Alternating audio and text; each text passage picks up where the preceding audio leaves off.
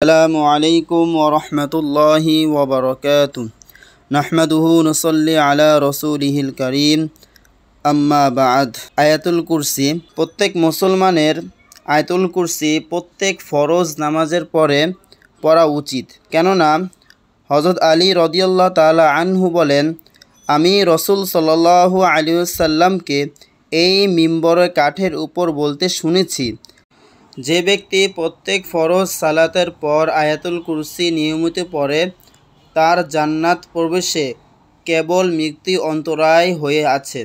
যে ব্যক্তি এই আয়াতটি বিছানায় শয়নের সময় পড়বে, আল্লাহ তার ঘরে, প্রতিবেশীর ঘরে এবং আশেপাশের আরও অন্যান্য ঘরসমূহ নিরাপত্তা দান করিবেন।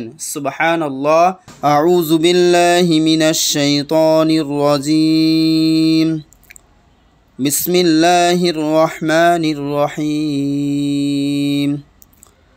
আল্লাহু লা ইলাহা ইল্লা হুয়াল হাইয়ুল কাইয়্যুম লা তা'খুযুহু সিনাতুন ওয়া লা নাওম লাহু মা ফিস সামাওয়াতি ওয়া মা ফিল আরদ মান যাল্লাযী ইয়াশফা'ু 'ইনদাহু ইল্লা বিইযনিহি يعلم ما بين أيديهم وما خلفهم ولا يحيطون بشيء من علمه إلا بما شاء وسع كرسيه السماوات والأرض ولا يؤوده حفظهما وهو العلي العظيم।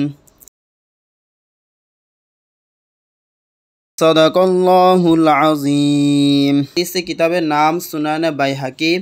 আমরা সবাই চেষ্টা করব প্রত্যেক ফরজ নামাজের পরে আয়াতুল কুরসি তেলাওয়াত করার এবং ঘুমানোর সময় বিছানা শুয়ে এই আয়াতুল কুরসি তেলাওয়াত করার।